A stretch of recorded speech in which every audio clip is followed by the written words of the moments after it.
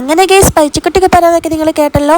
ഓൻ പറഞ്ഞതൊക്കെ നിങ്ങൾക്ക് മനസ്സിലായിട്ടുണ്ടാവുമെന്ന് വിചാരിക്കുന്നു. അങ്ങനെ ഞങ്ങൾ ചുരം കയറാണ്. ഒന്നും പറയാനില്ല ഗേസ്, നല്ല കോടിയേനും കണ്ണു പോലും കാണുന്നില്ല. അതുകൊണ്ട് ഞങ്ങൾ തന്നെ മെല്ലനെ മെല്ലനേനും പോകുന്നുണ്ടായിന്. നല്ല വെള്ളച്ചാട്ടോ, ഓരോ സ്ഥലത്തായിട്ട് ഇങ്ങനെ വെള്ളച്ചാട്ടം ഉണ്ടായിരുന്നു. ഞങ്ങൾ അങ്ങോട്ട് പോകുന്ന സമയത്ത് ചുരത്തി നിർത്തിയിട്ടില്ല കേട്ടോ, കാരണം നല്ല മഴയേനു.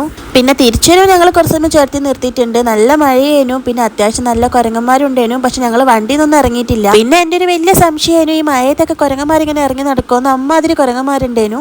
പയച്ചാണെങ്കിൽ ഭയങ്കര സീനേനു. കുരങ്ങന്മാർക്ക് പയം കൊടുക്കണം എന്ന് പറഞ്ഞിട്ട് അങ്ങനെ ഇതാ ഒരു കുരങ്ങൻ ഞങ്ങൾ ഒളിഞ്ഞിരുന്ന് നോക്കുന്നുണ്ട്. കുറേ സമയമായി ഒളിഞ്ഞിരുന്ന് നോക്കാൻ തുടങ്ങിയിട്ട്. പിന്നെ കുരങ്ങന്മാർ അങ്ങോട്ടും ഇങ്ങോട്ടുള്ള അടിയും അതൊക്കെ കണ്ട് കുറച്ച് നേരം നിന്ന്. അപ്പോഴത്തേക്ക് പയച്ചു നല്ല സീനാക്കുന്നുണ്ട്. ഓനക്ക് കുരങ്ങന് പയം കൊടുക്കണം എന്ന് പറഞ്ഞിട്ട്. ഞങ്ങളാണെങ്കിൽ പയം കരുതിയിട്ടുമില്ല. കരുതിയിട്ടുണ്ടെങ്കിൽ തന്നെ കൊടുക്കാനും പറ്റില്ല. ഈ മഴയത്ത് എങ്ങനെ കുരങ്ങന്മാർക്ക് പയം കൊടുക്കാനാണ്. ലാസ്റ്റ് എന്നത്തെ പ്രാവശ്യം കൊടുക്കാന്ന് പറഞ്ഞ് ഓനെ ഒന്ന് സെറ്റാക്കി വെച്ചിട്ടുണ്ട്. എന്താണെന്നറിയില്ല ഗേസ്, എപ്പോൾ കുരങ്ങന്മാരെ കണ്ടാലും അപ്പനക്ക് പയം കൊടുക്കണം എന്ന് പറഞ്ഞ് ഫുൾ പ്രശ്നമായിരിക്കും. ആ പ്രശ്നത്തിൽ പറക്കുന്ന ഡേയിൽ എനിക്ക് 2-3 അടിയൊക്കെ കിട്ടിയിട്ടുണ്ട് കേട്ടോ.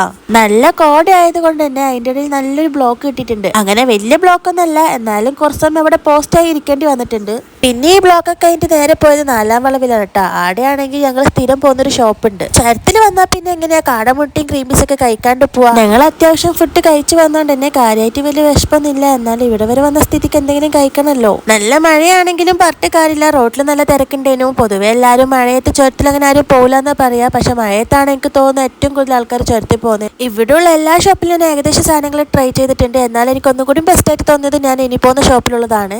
കോഴിക്കോട് ബീച്ചിൽ പോയാൽ കോളിഫ്ലവർ ബജിയും അതുപോലെ തന്നെ ഐശ്വര്യയും. വയനാട് ചുരത്തിൽ വന്നാലോ കാടമുട്ടയും ക്രീം പീസും. ഇതായിരുന്നു എൻ്റെ ഒരു കോമ്പിനേഷൻ. ഈ വഴി നേരെ പോയാൽ ഞങ്ങൾക്ക് അടിവാരത്തേക്കും ചാടാൻ പറ്റൂട്ടാ.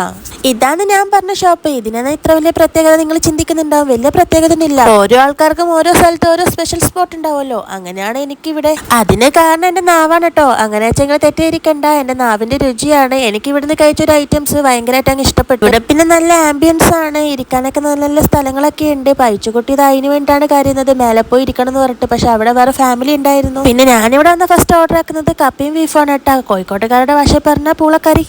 പിന്നെ ഒരു ഗ്രീൻ പീസും കൂടി പറയും കേട്ടോ, അതും നല്ല ടേസ്റ്റ് ആണ്. ഈ ഒരു കപ്പയും ബീഫും കൊണ്ടാണ് കേട്ടോ ഞാൻ ഇവിടുത്തെ ഫാൻ ആയത്. പിന്നെ പയച്ചിന് ഇതൊന്നും പറ്റില്ല കേട്ടോ. ഓനക്ക് പറ്റിയ സാധനങ്ങൾ ഓനിത വേഗം പോയി വാങ്ങിയിട്ടുണ്ട്. കുറച്ച് ഞാനും വാങ്ങിയിട്ടുണ്ട്. പിന്നെ അധികം തിരിഞ്ഞ് കളിക്കാണ്ട് ഞങ്ങൾ വേഗം അങ്ങ് പോയി.